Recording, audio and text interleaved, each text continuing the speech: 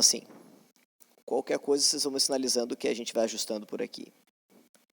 Bom, pessoal, então a gente tratava o seguinte, nós discutíamos na nossa última aula antes da prova sobre as organizações internacionais.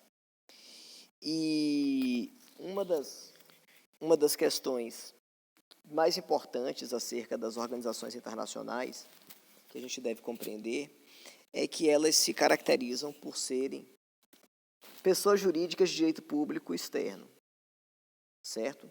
Que é uma classificação que nós vimos em teoria geral do direito civil e que vimos também em direito administrativo, quando vimos as pessoas jurídicas de direito público, certo?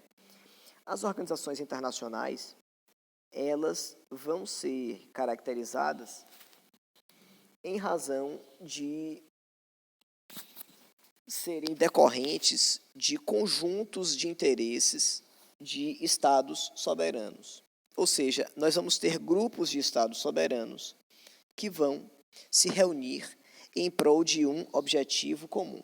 Qual objetivo comum é esse? Cada estado vai entender que precisa travar relações conjuntas com outros estados, buscando atingir algum tipo de demanda ou atingir algum tipo de finalidade de ordem política, de ordem econômica, no sentido de buscar defesa, no sentido de buscar cooperação recíproca.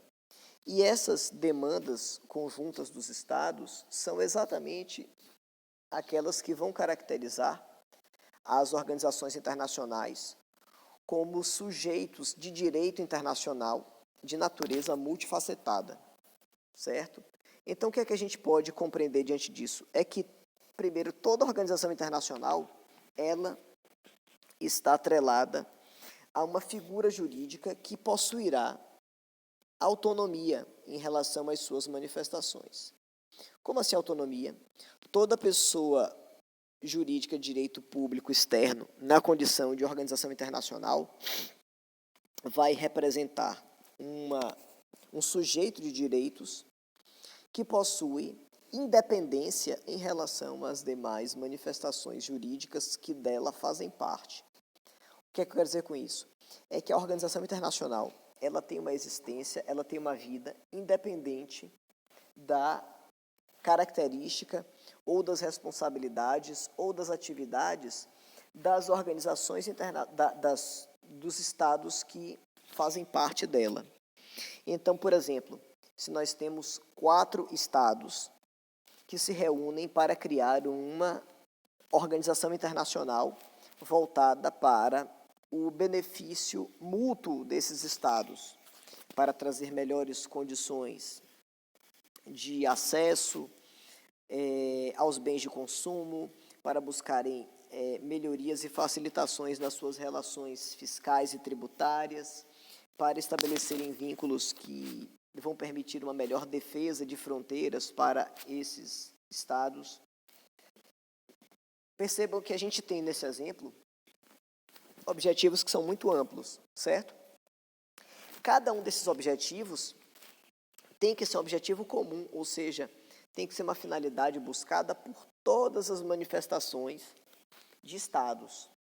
Entretanto, essa figura jurídica que é criada pela vontade dos estados vai ter plena autonomia em relação às partes, ou seja, aos estados membros daquela organização.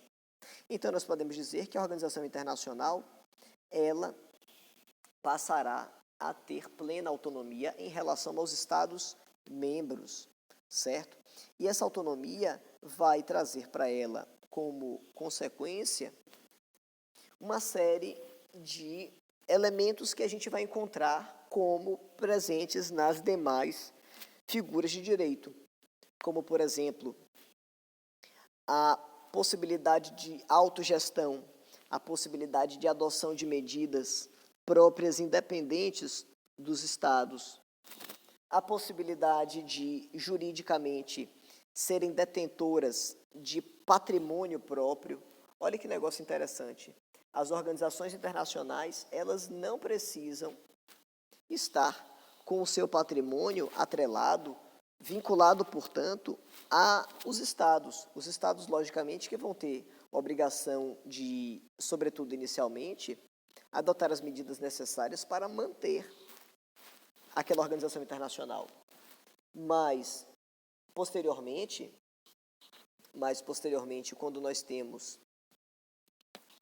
Melhorou agora?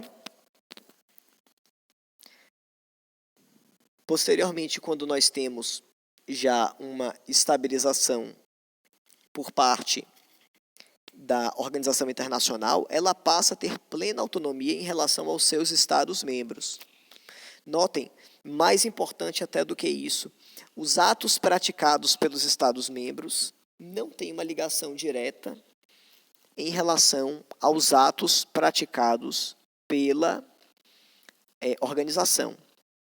Enquanto que, todas as vezes que nós identificamos uma organização internacional praticando um ato em seu nome, todos os estados estarão vinculados, todos os estados estariam vinculados àquela determinação. Estão ouvindo agora? Está cortando? Como é que está? Eu estou achando que certamente é alguma demanda de conexão.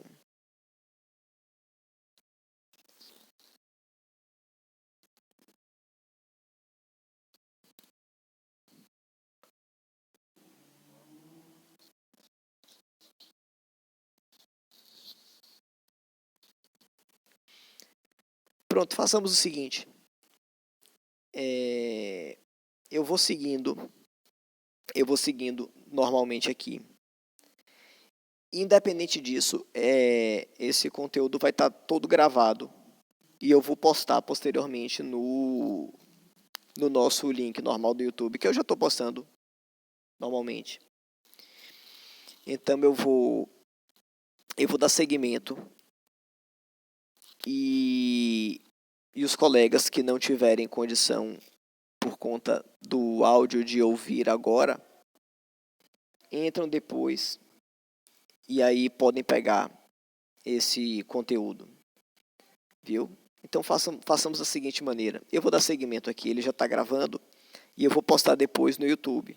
E aí os colegas podem acessar depois e verificar. Aqueles que quiserem continuar e ver se dá uma melhorada depois, lógico, ficam aqui, enfim. Mas eu vou dar continuidade porque a gente já está em atividade regular aqui. Mas fiquem muito tranquilos que todo esse material ele vai estar disponibilizado no nosso link, já está em gravação e vai estar disponível como os outros todos, viu? Então fiquem tranquilos, fiquem à vontade. Aqueles que quiserem continuar e ver se houve, se dá uma melhorada, enfim, podem continuar, mas aqueles que quiserem pegar depois também, fiquem tranquilos, isso não é um problema não. Viu, pessoal? Mas na medida que a gente for tratando dos temas e tudo, vão participando, tirando dúvidas, normal, como a gente está já fazendo nas nossas aulas. Beleza? Então, o que é que nós temos aqui a título de informação? É que essas organizações internacionais, elas vão ser munidas de uma série de características que são atreladas às organizações como um todo. Entre elas, como nós já vimos, a presença de uma personalidade jurídica na condição de sujeitos de direito internacional, a possibilidade de terem autonomia administrativa, fiscal, financeira, em todos os níveis, a possibilidade de terem uma autonomia, inclusive, no tocante à prática dos seus atos, como nós já vimos, uma independência em relação aos atos praticados pelos Estados-membros. Percebam que, muitas vezes, nós identificamos Estados-membros praticando atos de forma autônoma em relação a uma organização internacional e, mesmo assim, nós não entendemos por que determinada medida foi adotada, sendo que a organização como um todo, ela não permitiria que aquilo fosse feito. Então, a gente pode pegar, por exemplo, a possibilidade de os Estados Unidos adotarem uma medida interventiva em face de um outro Estado, e a ONU, que é uma organização internacional da maior importância e do qual os Estados Unidos fazem parte, condenar aquele tipo de ação. Então você pega algumas ações, algumas medidas que não poderiam ser adotadas se fossem observados os parâmetros da organização internacional, mas nada vai impedir, em termos concretos, em termos materiais, que os Estados-membros ajam desta ou daquela maneira. Então, os Estados-membros, eles não necessariamente vão observar aquilo que preceitua a conduta da organização internacional, certo? Isso não quer dizer que aquela conduta praticada pelo Estado-membro vai ter um ar de legalidade pelo simples fato dele fazer parte da organização. Apenas ele tem autonomia em relação a essa organização para fazer o que quiser. Muito embora a gente saiba que somente com a autorização da organização e com a sua aquiescência é que o Estado poderá agir, declarando a sua ação como legítima, como pertinente, certo? A gente viu, além disso, algumas das características dessas organizações internacionais. E dentre elas, a mais importante é a de que ela vai estar vinculada a uma estrutura de natureza orgânica, certo? Então, qual é o ponto-chave, qual é o ponto fundamental da estrutura das organizações internacionais que a gente deve reconhecer? É que elas vão se subdividir internamente em uma estrutura orgânica, em que nós teremos diversas ferramentas internas que permitirão que funções específicas sejam desempenhadas. Essas funções específicas sendo desempenhadas vão trazer um nível de especialidade para cada uma das atividades que a organização vem a realizar, certo? Percebam que essas subdivisões internas, essa estrutura orgânica, ela não afeta de forma alguma a questão da existência de uma personalidade jurídica referente à organização internacional. Em outras palavras, a organização internacional continua na condição de sujeito de direitos, enquanto que os seus órgãos internos vão ser apenas partes que realizarão atividades voltadas para o atingimento daquelas finalidades da organização. Então, a gente vai ter órgãos internos de naturezas as mais amplas, as mais diversas, com finalidades próprias, com objetivos próprios, para que a máquina, como um todo, funcione, certo? E nós vimos que, para toda e qualquer estrutura de uma organização internacional, nós precisamos contar com a existência de algumas estruturas orgânicas que são comuns, ou seja, que são presentes. Então, não se pode, a título de exemplo, falar de uma organização internacional que não tenha essas três estruturas que a gente já abordou. A Assembleia Geral,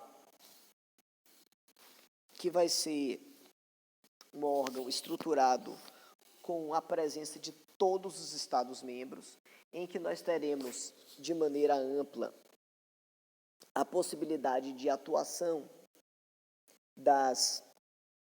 dos diversos Estados-membros. E essa Assembleia Geral, ela vai ter importância muito significativa, porque a Assembleia Geral é o principal órgão de deliberação e o principal órgão legiferante da estrutura da organização.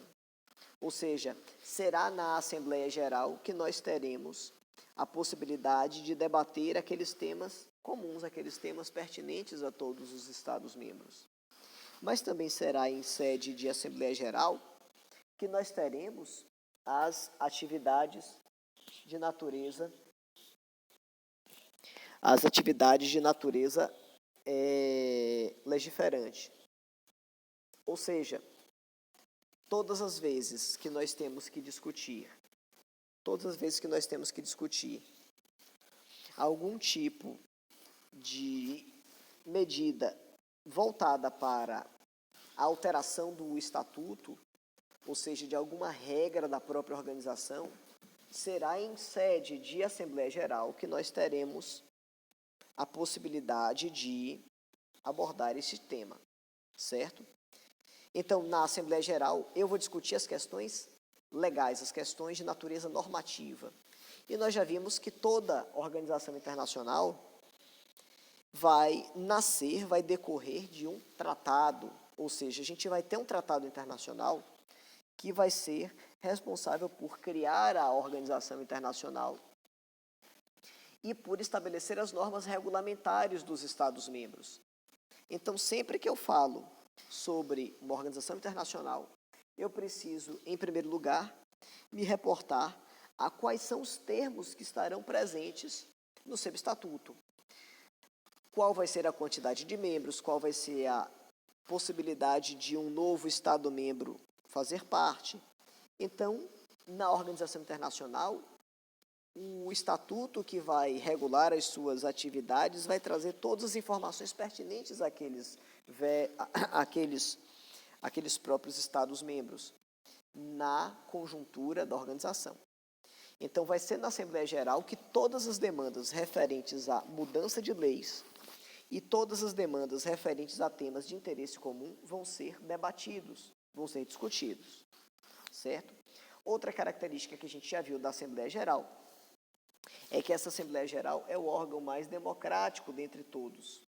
Ora, não apenas porque é um órgão que contempla conjuntamente todos os Estados-membros, mas, sobretudo, porque é na Assembleia Geral que se tem a possibilidade de os Estados participarem ativamente de todas as manifestações, com igualdade de voz e com igualdade de votos.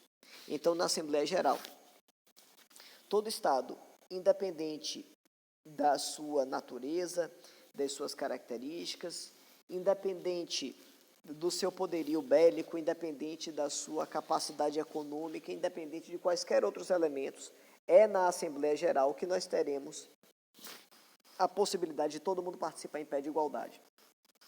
E, sobretudo, de votar em pé de igualdade. Certo? Então, a gente tem a Assembleia Geral como órgão máximo de natureza deliberativa de uma organização internacional. Além da Assembleia Geral, nós temos também como órgão indispensável, presente em toda e qualquer organização internacional, a Secretaria-Geral. A Secretaria-Geral é um órgão super interessante, porque é um órgão de natureza unipessoal, certo? Que é, portanto, representado por um único sujeito, por uma única pessoa, que, como a própria nomenclatura já nos sinaliza, vai ser o secretário-geral. E este secretário-geral, ele vai atuar em atividades preponderantemente voltadas à gestão, certo? Então, a gestão da organização internacional vai estar atrelada a essa figura unipessoal, essa figura do secretário-geral. Tailene e Leandro e os outros colegas que estão ouvindo agora, eu falei um pouquinho antes que, talvez por conta da internet, o som está ficando um pouquinho intermitente. Que aqueles colegas que queiram podem continuar acompanhando a aula ao vivo, mas que não se preocupem que essa aula vai estar postada no YouTube, naquele link que eu sempre coloco para vocês. E aí vocês vão ter acesso a todas as informações, aos dados, a tudo que está sendo discutido aqui, viu? Então, para os colegas que por acaso não estejam conseguindo vir, que não estejam muito bem, isso aqui vai estar postado depois também. E quem quiser também continua, fica tranquilo. E participe, sinalize o que você quiser. Eu falo só em relação ao áudio, que realmente está um pouquinho ruim hoje por conta da conexão. Bem, então a Secretaria-Geral, ela vai ser caracterizada por ser um órgão preponderantemente de gestão. Ou seja, é um órgão voltado para a gestão da organização internacional. E, portanto, é na Secretaria-Geral que nós teremos, por exemplo, o registro de todas as informações referentes aos Estados-membros. Ora, quantos Estados-membros fazem parte da organização? Qual é a natureza jurídica desses Estados-membros? Como é que essa organização vai se reportar perante os próprios Estados ou perante outras organizações internacionais? Então, a Secretaria-Geral vai ser um órgão de gestão e um órgão de representação, certo? Então, toda vez que a gente ouvir falar em Secretaria-Geral, ao nos referirmos a uma organização internacional, a gente deve lembrar que na Secretaria-Geral se promoverá a gestão das organizações internacionais e que essas organizações estarão vinculadas à figura do secretário-geral para encontrarem alguém que lhes represente. Quem é que representa perante as outras estruturas internacionais? Ou seja, a quem a organização internacional vai se utilizar para promover a sua representação é o secretário-geral, certo? Então, secretaria-geral igual a gestão mais representação. Toda a parte documental, toda a parte de registro de pessoas, de estados que fazem parte, todos os elementos referentes à estrutura central de organização vai ser por parte da Secretaria-Geral. Da mesma maneira que será parte da Secretaria-Geral toda atividade ligada à representação. Quem representa? O secretário-geral. Quem é o porta-voz? O secretário-geral. Quem direciona as questões de ordem administrativa interna da organização? O secretário-geral. Beleza? Pessoal, me dê só um segundinho, só vou pegar um carregador aqui para colocar no celular. Só um minutinho. Um segundo só.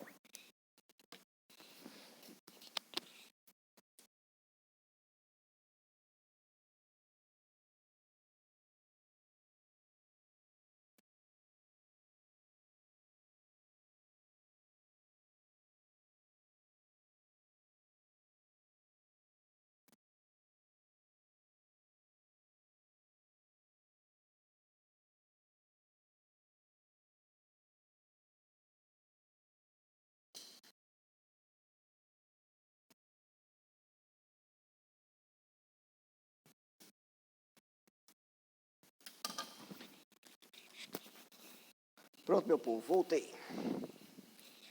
Olha só, além disso, nós vamos ter um terceiro órgão interno,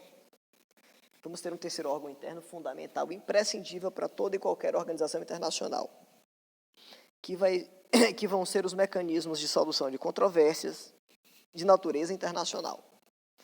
Olhe como essa temática é pertinente, sobretudo para o nosso contexto em que a gente está estudando no mesmo semestre as disciplinas de direito internacional e de mediação e arbitragem, em que nós temos como um órgão fundamental, um órgão imprescindível, um órgão necessário a toda e qualquer organização internacional, aquele órgão que é responsável pela resolução pacífica de controvérsias na ordem internacional, certo? Então, nós temos cada vez de forma mais intensa, no nosso contexto de globalização, a promoção das ferramentas pacíficas de soluções de conflitos também nas relações internacionais. Por que é tão importante que você tenha nas estruturas orgânicas das organizações internacionais esta figura de resolução de controvérsias de natureza pacífica? Por um motivo muito simples. Os estados na condição de pessoas jurídicas vão ter interesses que muitas vezes são conflituosos. Então, o Estado tem determinado posicionamento ou determinado objetivo a ser atingido que se coloca de forma contraposta à atividade ou ao objetivo do outro Estado-membro. E, diante disso, é fundamental que se tenha no âmbito das próprias organizações internacionais ferramentas, instrumentos para promover essa solução pacífica, sem que seja necessário se chegar a uma situação de conflito armado ou de controvérsias que não possam ser resolvidas através da diplomacia. Então, o que a gente percebe é o seguinte: as organizações internacionais vão colocar à disposição dos Estados-membros mecanismos, instrumentos internos para promover a solução de conflitos entre eles. E aí você vai ter diversas possibilidades nas diversas organizações internacionais de estruturas orgânicas que são voltadas para prestar um serviço de natureza interna. Note que esse órgão, ele tem natureza endógena, ele não tem natureza voltada para as relações exteriores à organização internacional. Antes, vai ser um órgão voltado para viabilizar que os Estados-membros daquela organização possam resolver as suas controvérsias de forma pacífica. Então, nós temos, por exemplo, o Tribunal Arbitral do Mercosul, que é voltado especialmente para promover a resolução de controvérsias entre os estados que dele fazem parte. Na estrutura orgânica da ONU, por exemplo, a gente vai ter a Corte Internacional de Justiça, que vai ser o principal órgão judiciário de natureza internacional e que também vai ser responsável pela resolução de demandas envolvendo os Estados-membros. E aí a gente vai ter órgãos que, pelas suas próprias características, não estarão necessariamente voltados a promover julgamentos apenas, mas que podem exercer também atividade de natureza consultiva. Então, você tem, por exemplo, 2 estados que estão discutindo sobre determinada demanda, sobre determinada questão, e através da estrutura orgânica de solução de controvérsias, tem toda a possibilidade de resolver aquilo sem que seja necessário se chegar a uma situação de conflito. Note que a existência dessa figura internacional em sede das organizações internacionais para promover a solução pacífica de conflitos, ela não está cerceando, ela não está retirando a possibilidade de o Estado, de forma independente, tomar outras medidas quaisquer. Não é isso. Pelo contrário, ele está apenas ampliando o rol de possibilidades. Ora, e quais seriam essas possibilidades? Quais seriam as possibilidades viáveis de um Estado-membro resolver uma situação controversa com outros países? Ele pode resolver através de um tratado internacional, ele poderia resolver através da diplomacia, ele poderia resolver através de acordos comerciais ou de medidas envolvendo outros estados que atuariam na condição de mediadores. Ou seja, existem várias ferramentas postas à disposição dos estados para resolverem as suas controvérsias, mas através de uma ferramenta de resolução pacífica de conflitos em sede das organizações internacionais, nós temos a condição de resolver esse conflito, promovendo entre esses estados uma condição de manutenção das suas relações jurídicas e promovendo uma aproximação entre esses estados.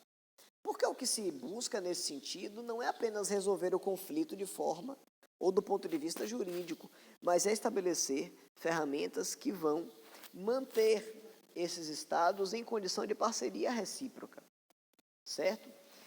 Por que é interessante para a organização internacional que esses estados resolvam de forma pacífica os seus conflitos, porque através dessa resolução pacífica de conflitos, nós temos a manutenção das relações comerciais, nós temos a manutenção das relações políticas, das relações econômicas, ou seja, a parceria entre os estados permanece independente da controvérsia que eventualmente tenha surgido. Notem que a gente entende que as controvérsias sempre estarão presentes, mas quando se tem uma ferramenta que promove a resolução pacífica, você sempre tem uma condição mais vantajosa, já que o objetivo da organização internacional é promover nos vários estados que fazem parte dela atingirem finalidades que sejam comuns, ou seja, os fins comuns vão justificar essas medidas. Beleza, pessoal? Vamos seguindo aqui.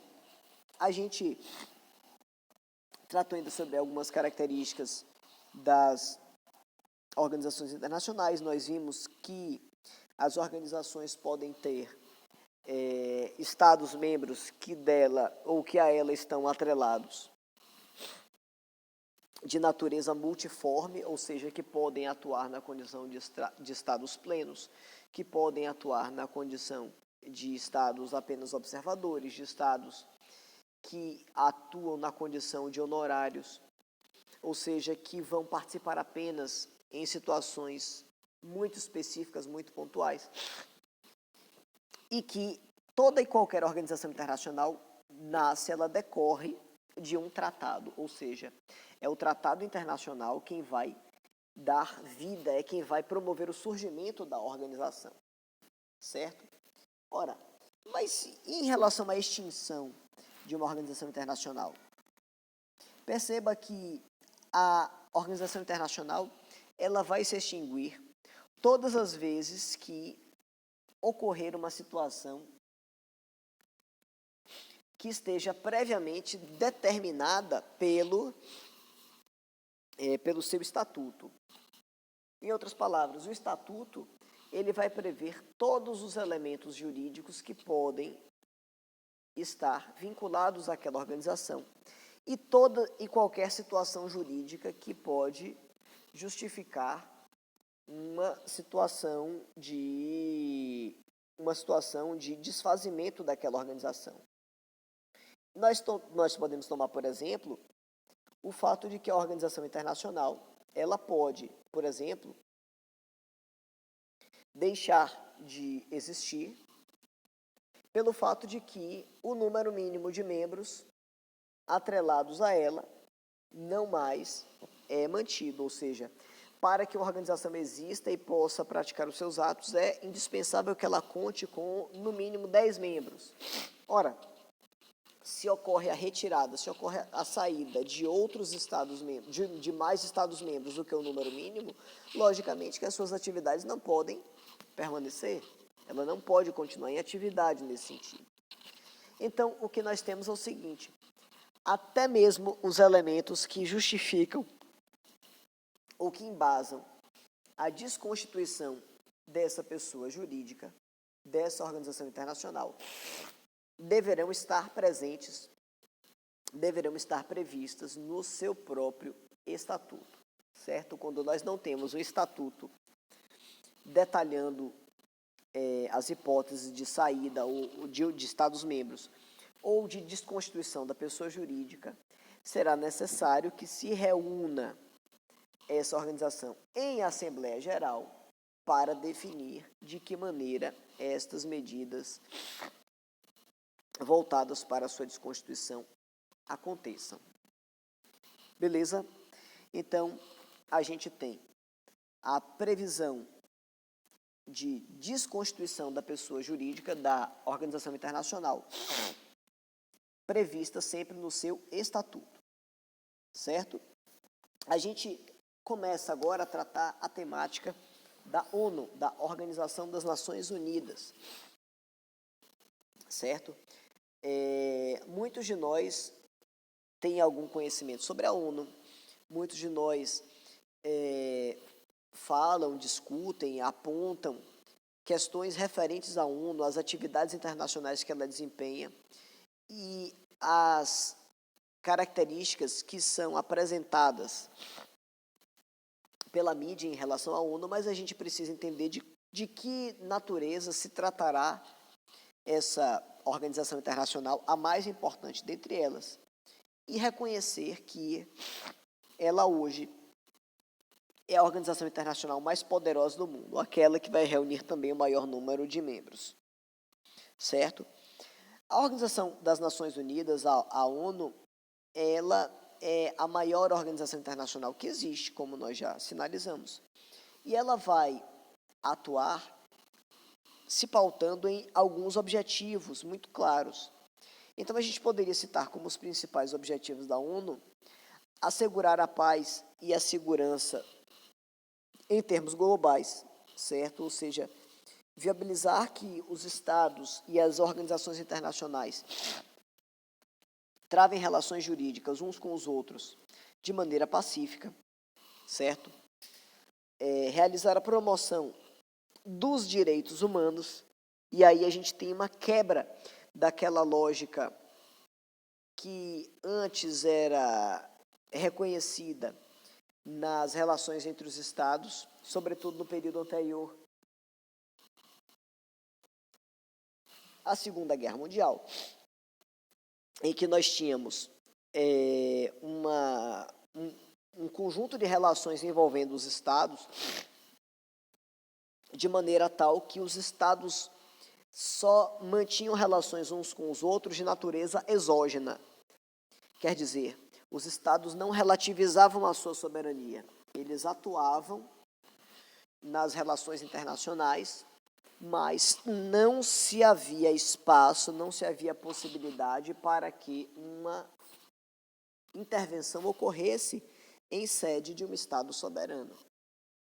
Nós já pontuamos essas questões e vimos, a título de exemplo, que anteriormente à Segunda Guerra Mundial, os atos praticados internamente por um Estado não eram passíveis de discussão, de análise, de abordagem e de intervenção por parte de outros Estados.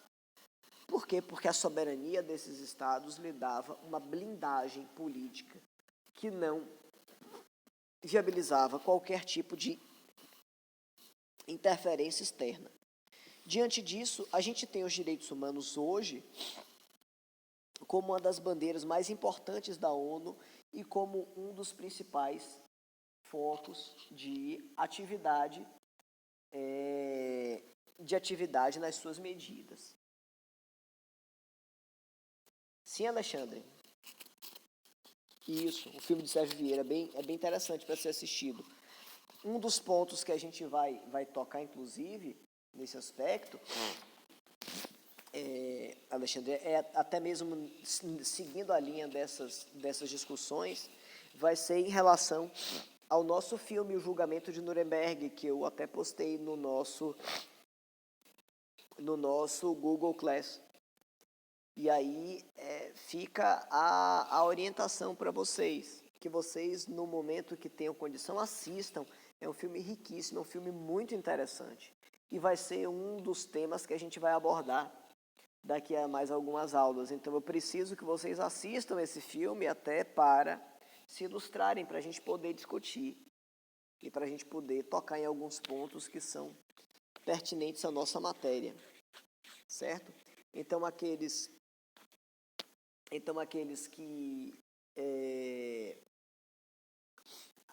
que ainda não assistiram, se organizem e assistam, sim. Sim, Alexandre, tem esse ponto que você sinalizou que é verdade. É um pouco daquilo que a gente estava discutindo no nosso começo da aula de hoje, em que os Estados Unidos promoveram aquelas intervenções no Iraque, a revelia da ONU. Não era uma ideia da ONU e não houve legitimidade por parte dela para que o Iraque fosse ocupado, sofresse aquelas intervenções por parte dos Estados Unidos. Aí muitas pessoas falam, a ONU autorizou que aquilo acontecesse. Não autorizou, mas os Estados Unidos deu um murro na mesa e fez. Enfim, vem cá, a ONU tem alguma responsabilidade sobre aquilo? Não, não tem. Quem tem? Os Estados Unidos. Por quê? Porque existe plena autonomia em relação aos atos praticados pelas organizações internacionais e os atos praticados pelos Estados membros delas. Uma coisa não se confunde com a outra. As práticas dos atos que são promovidos pelas organizações internacionais são das organizações internacionais. Da mesma maneira que os atos praticados pelos Estados, somente a eles pertencem, certo?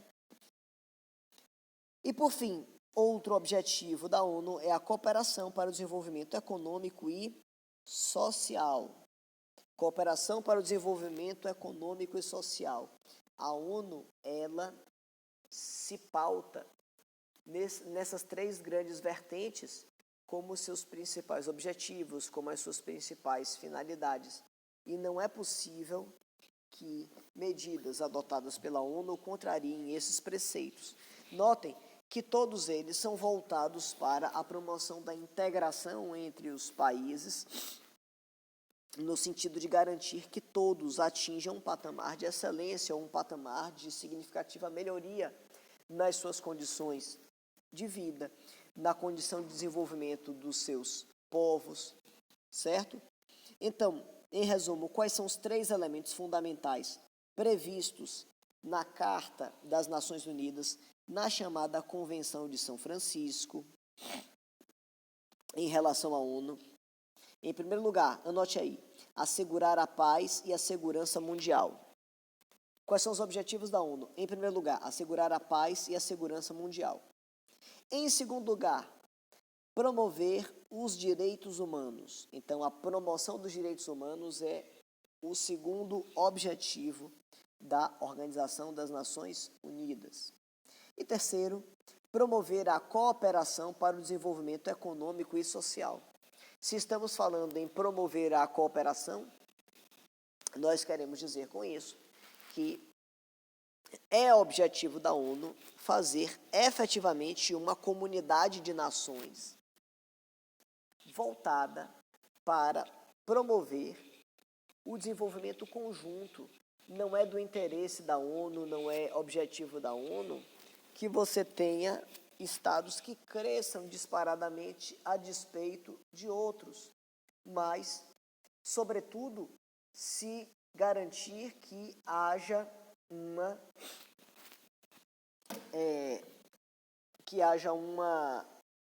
um conjunto de medidas voltadas para o crescimento em comum e para que todos os estados possam travar uma teia de relações que seja benéfica para o crescimento comum. O terceiro objetivo é a promoção da cooperação para o desenvolvimento econômico e social. Ou seja, a ONU, ela se pauta em buscar a paz, em promover os direitos humanos e garantir que haja cooperação para o desenvolvimento econômico e social por parte dos estados. Ou seja, ela quer que os estados se relacionem de forma pacífica, ela quer que os direitos humanos sejam resguardados para que não hajam abusos, para que não haja excessos, e quer promover uma cooperação dos estados para que estes auxiliem uns aos outros mutuamente, formando efetivamente uma comunidade de nações que buscam crescimento em conjunto. Certo? Vamos lá. De que maneira se deu o surgimento da ONU? Quando é que surgiu a ONU e em quais circunstâncias?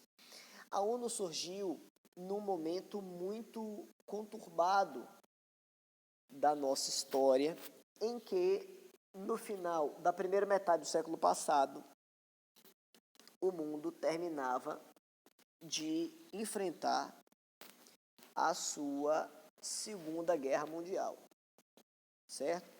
Então, nós saímos da Segunda Guerra Mundial Alexandre e Fernando eram adolescentes nessa época, podem contar um pouco do que viram, era meados da década de 40. E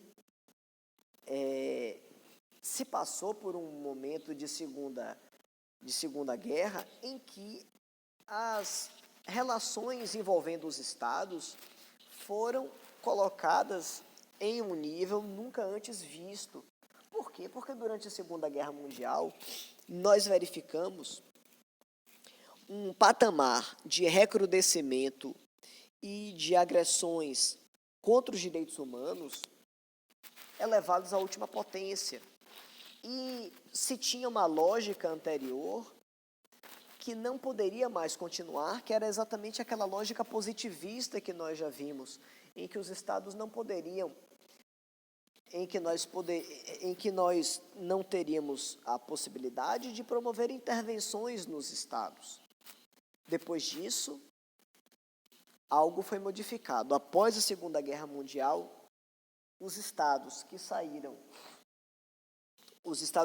vencedores da Segunda Guerra, e isso é muito importante que seja dito e que seja pontuado, é que a ONU foi uma organização criada após a Segunda Grande Guerra, com objetivos muito claros voltados para a promoção da paz, para a cooperação, mas foi uma organização criada, a princípio, pelos estados que saíram vencedores da Segunda Guerra Mundial. Certo? O próprio julgamento de Nuremberg, que é o filme que a gente sinalizou como filme de referência, ele vai trazer um pouco dessas questões e vai nos dizer o seguinte: a guerra foi vencida por um grupo de estados que realizaram uma série de julgamentos no período do pós-guerra, e muitos deles, embora teoricamente fossem reconhecidos como legítimos, mas que contrariaram uma série de princípios de direito, como, por exemplo, o princípio do juiz natural. Eu não posso conceber, por exemplo, como juridicamente lícita a possibilidade de eu realizar um julgamento em que os réus eram previamente reconhecidos e que somente depois se escolheram os seus julgadores. Ou seja, você tem uma medida que, em maior ou em menor medida, fere o princípio do juiz natural. Certo? Mas, enfim, no contexto do pós-Segunda Guerra Mundial, nós temos a criação da ONU. Especificamente, em 1945, na chamada Conferência de São Francisco. Certo? Naquele momento, naquela situação inicial, as grandes finalidades seriam combater a fome, preservar a diversidade cultural, ou seja, adotar medidas voltadas para abrandar aquele dito espírito segregacionista. Eu quero agora agregar estados, eu quero agregar comunidades e fazer com que esses estados e essas comunidades entendam a importância e a necessidade de conviverem mutuamente de forma pacífica. Não seria possível se restabelecer uma ordem democrática em nível mundial com o nível de intolerância que se tinha verificado ao longo de toda a Segunda Guerra. Certo? Bom, naquele momento inicial, se estabeleceram os parâmetros gerais da ONU, mas se teve uma preocupação de estipular que os diversos estados reconhecidos como estados soberanos no mundo tivessem a possibilidade de se agregar à ONU. Em outras palavras, a carta que permitia a agregação de novos estados-membros era uma carta aberta. Por que uma carta aberta? Porque ela tinha por objetivo, ela tinha por finalidade fazer com que os vários países tivessem interesse e dela fizessem parte. Ou seja, a finalidade era exatamente expandir e fazer com que quantos mais estados tivessem possibilidade de fazer parte, se agregassem à ONU. E esse aumento foi se dando de forma bastante significativa, certo? Então, nós tínhamos em 45, 51 estados reconhecidos como Estados-membros, que foram os originários, que foram aqueles que criaram a ONU. A ONU foi criada com apenas 51 Estados-membros, mas foi aumentando. Na década de 60 já eram 99, a partir de 75 já eram 144 Estados-membros, até a década de 90 já havia 159 Estados-membros. Olha que negócio interessante.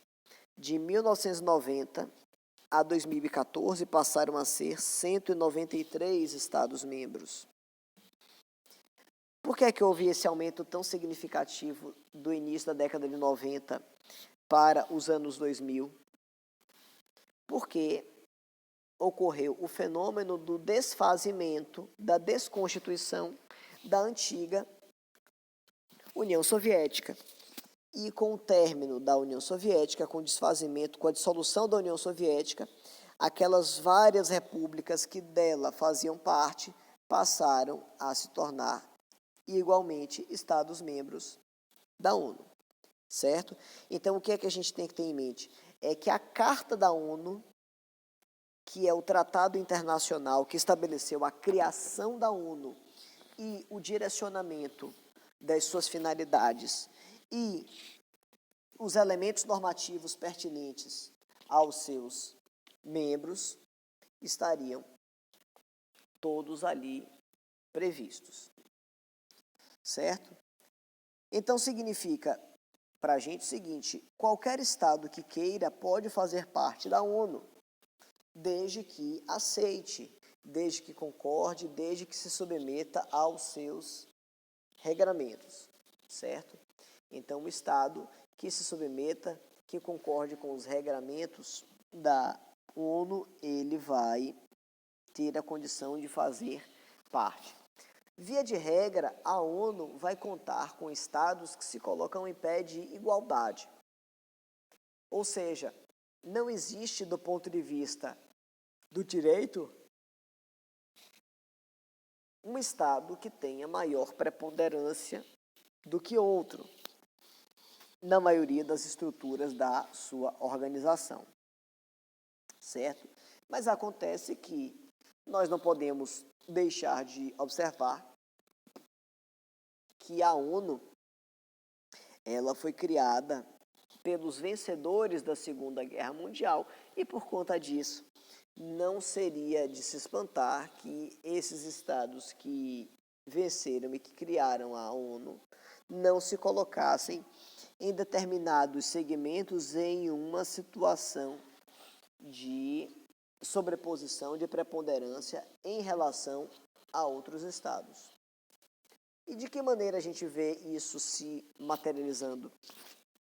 A gente vê isso se materializando através da própria Constituição, de suas estruturas orgânicas, em que os Estados-membros vão ter em determinadas estruturas, em que os países vencedores da Segunda Guerra Mundial, em determinadas estruturas, se colocaram em um patamar superior, diferenciado em relação aos demais. E o exemplo claro que a gente vê é o do Conselho de Segurança da ONU, que é um organismo super importante, ligado à defesa da paz, à manutenção das relações pacíficas entre os Estados, e que vai ser o órgão interno que mais gera controvérsias, que mais gera situações conflituosas, desde sempre, mas sobretudo ainda hoje. Beleza? Ô César, hoje o áudio está um pouco atrapalhado, meu irmão, por causa da nossa conexão. Hoje está um pouquinho complicado realmente. Viu? Mas vamos ter fé que o negócio vai melhorar. Eu acho que já deu até, inclusive, uma melhorada desde o começo. No começo estava cortando muito Eu acho que agora até deu uma estabilizada um pouco maior, viu? Mas, como eu já tinha sinalizado para os colegas, isso daí vai estar tudo disponibilizado depois, viu? O negócio tá meio rateando, tá meio atrapalhado, né? Aí Alexandre aí disse que ele é da geração de Woodstock, e naquela época não tinha nem conexão de internet, e o povo vivia feliz da vida, não é verdade, Alexandre? Agora que o povo tá cheio de internet é que tá aí reclamando das coisas, não pode não. Pessoal, o que é que a gente tem em termos de estrutura da ONU? Notem que a gente viu sobre os elementos gerais das organizações internacionais, as características das estruturas orgânicas que são genéricas, ou seja, que estão presentes em toda e qualquer organização internacional. Agora, a gente começa a ver a estrutura orgânica especificamente da ONU, ou seja, aquela estrutura que é decorrente, aquela estrutura que é vinculada à própria figura da ONU. E aí a gente vai ter aqui alguns pontos para ver de forma mais detalhada. A Assembleia Geral da ONU, especialmente a da ONU, vai ter as características gerais que nós já vimos, que é o fato de ser composta por todos os Estados-membros, com igualdade de voz e com igualdade de voto também, e que vai ter as prerrogativas de resolverem questões de interesse geral e de escolherem os estados que participarão de uma série de órgãos internos.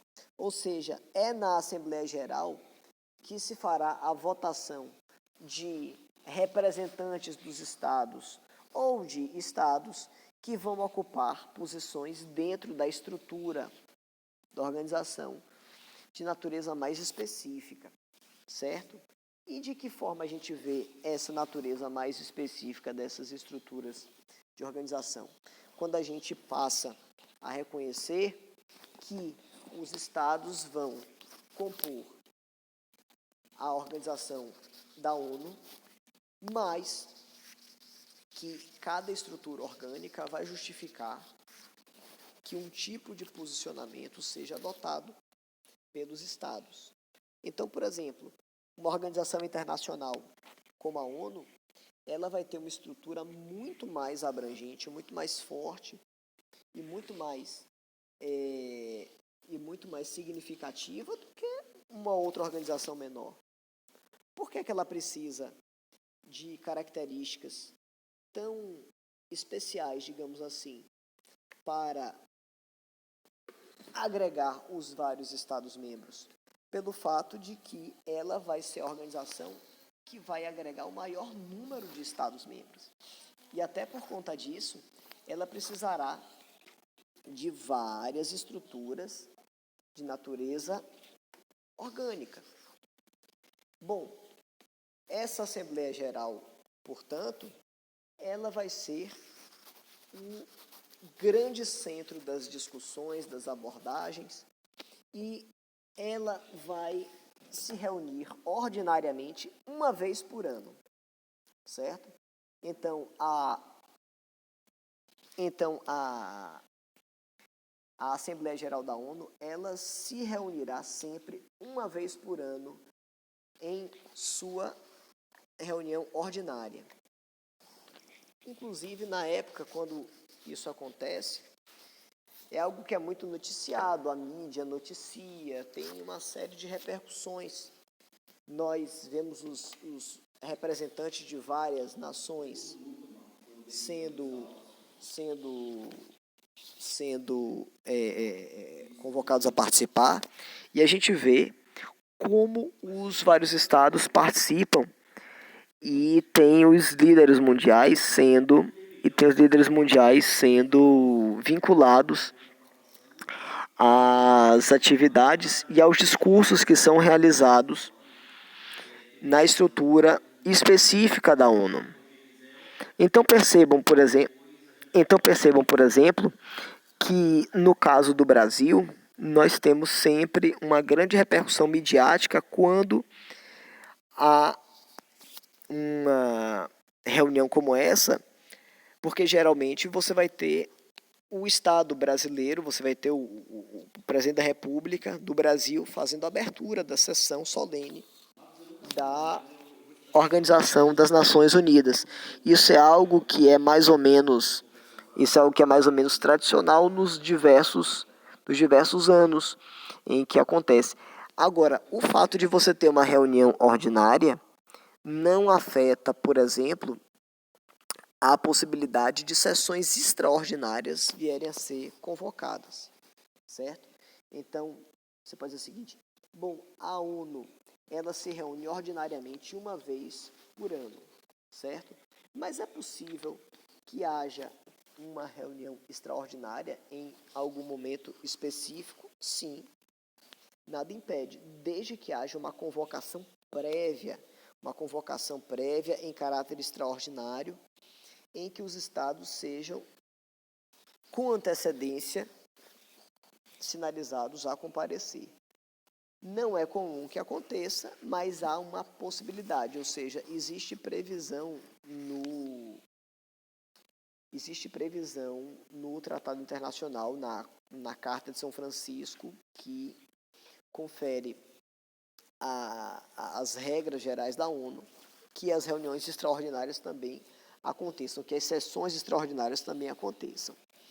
Ordinariamente, só relembrando, nós vamos ter uma vez por ano essa possibilidade, certo?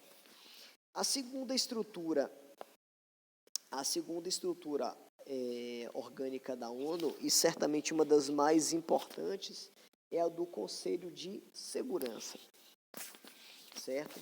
O Conselho de Segurança é uma das estruturas mais importantes, é uma das estruturas com características políticas mais nítidas, e é a estrutura orgânica da ONU responsável pela manutenção, pela preservação da paz entre os estados, certo? Esse Conselho de Segurança, ele vai ser composto por 15 estados-membros, certo?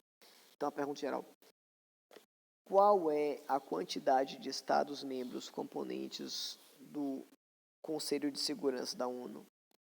15 estados-membros, certo? Então, nós temos 15 estados-membros como membros componentes, sendo que eles vão se desdobrar em dois grupos. Nós temos estados-membros que fazem parte do Conselho Permanente e vamos ter estados-membros que fazem parte do Conselho Não Permanente da ONU, do Conselho de Segurança, certo? Os membros do Conselho Permanente são 5.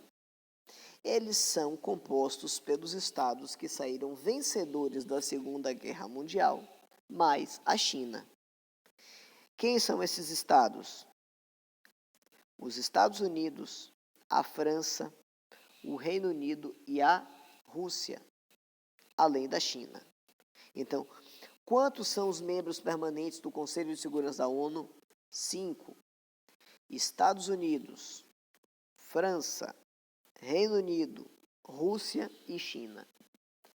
Esses 5 estados-membros são permanentes e, portanto, não existe uma substituição, uma mudança periódica desses estados.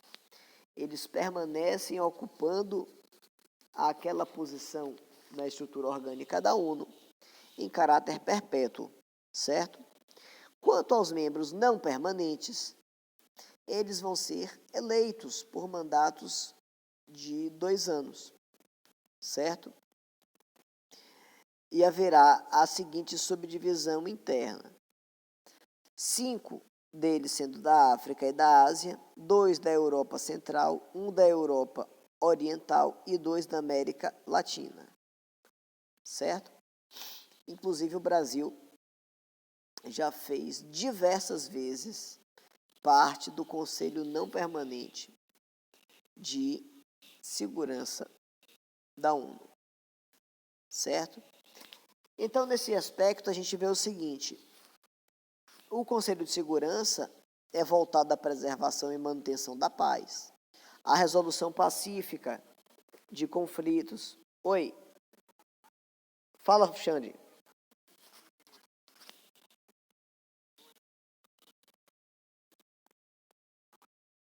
Claro, claro, meu velho, sem problema. Dos 15, eles vão ser eleitos em 5 membros, entre Ásia e África, 2 da Europa Central, 1 da Europa Oriental e 2 da América Latina. Dos 15 membros, eles são divididos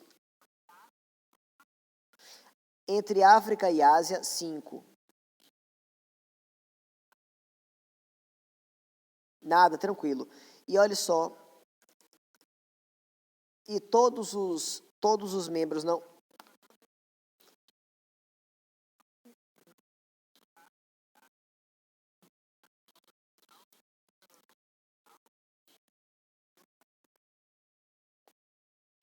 Cinco da África, 5 da Ásia, 2 da Europa Central, 1 da Europa Oriental e 2 da América Latina. 5 africanos, 5 asiáticos, 2 da Europa Central, 1 da Europa Oriental e 2 da América Latina. Outro ponto para vocês anotarem aí, esses Estados-membros os não permanentes, esses Estados-membros não permanentes, eles são eleitos para mandatos de 2 anos. Quer dizer, eles ficam durante 2 anos ocupando fazendo parte dessa estrutura orgânica. É permitida a recondução, mas eles ficam apenas durante esse tempo, eles não têm nenhuma garantia de sua permanência, certo? Quem é que escolhe esses Estados-membros não permanentes? A Assembleia Geral. A gente viu agora há pouco que a Assembleia Geral vai ser o principal órgão de deliberação e o principal órgão legiferante. Então, em relação a isso, quem vai promover a escolha por votação desses Estados-membros vão ser os membros da Assembleia Geral em votação conjunta, certo? E aí você me perguntaria, mas vem cá, qual é a diferença, então, em termos de prerrogativas, em termos de possibilidade de atuação, que a gente identifica entre os membros do Conselho Permanente e do Conselho Não Permanente? É apenas o fato de que os membros permanentes são perpétuos e que os membros não permanentes são substituíveis de 2 em 2 anos? Não, existe um fator que é preponderante para isso, que é o chamado poder de veto. De que se trata esse poder de veto nas decisões das organizações, nas decisões do Conselho de Segurança da ONU, quando nós nos referimos à possibilidade de intervenções? O poder de veto é o seguinte: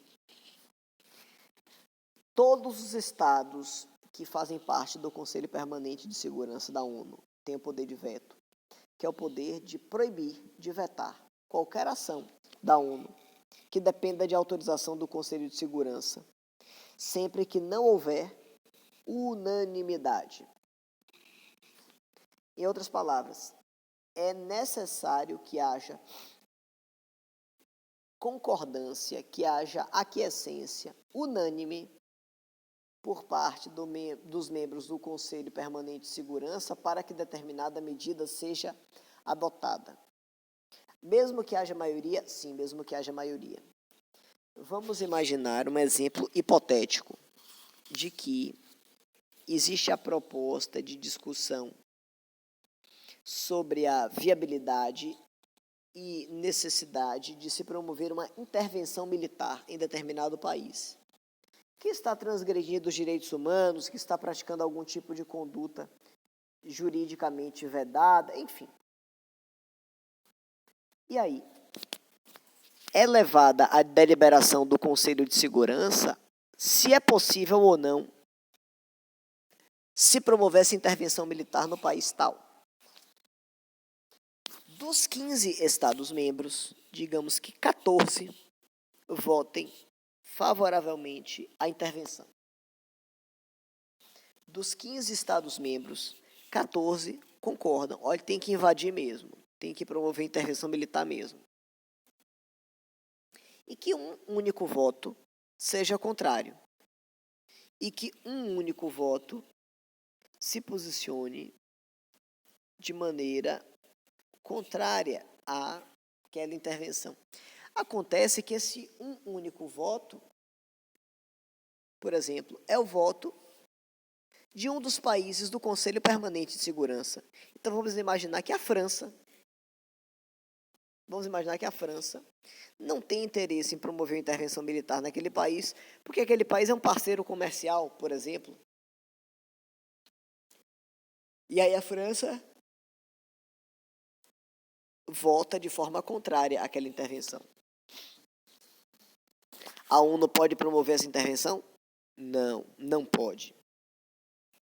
Por que é que a ONU não poderia promover essa intervenção?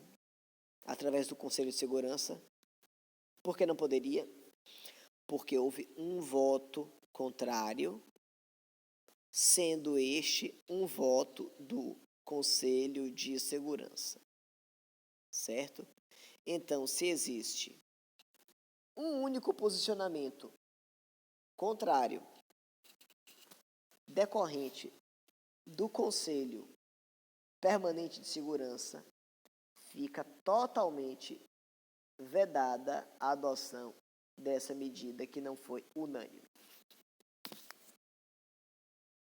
Então percebam que a gente tem dois elementos a observar. Primeiro, a inexistência de voto de veto, de posicionamento vetando.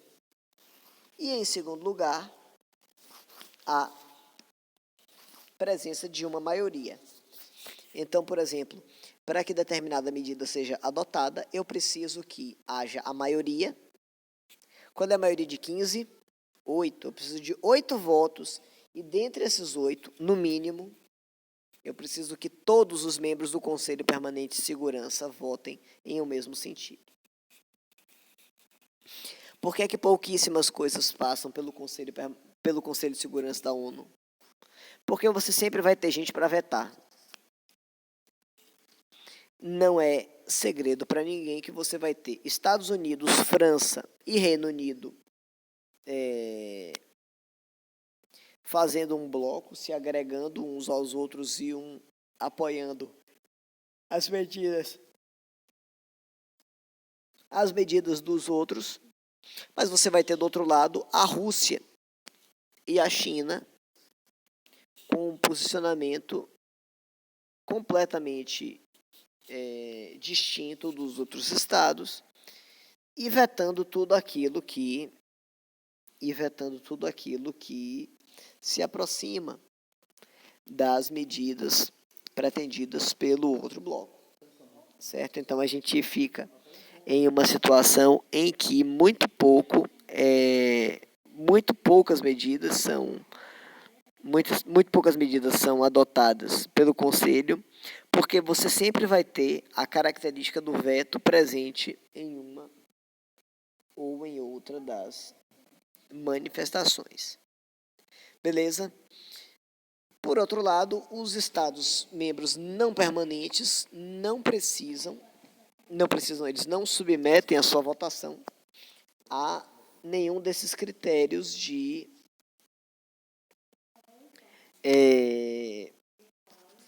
a nenhum desses critérios de poder de veto, certo?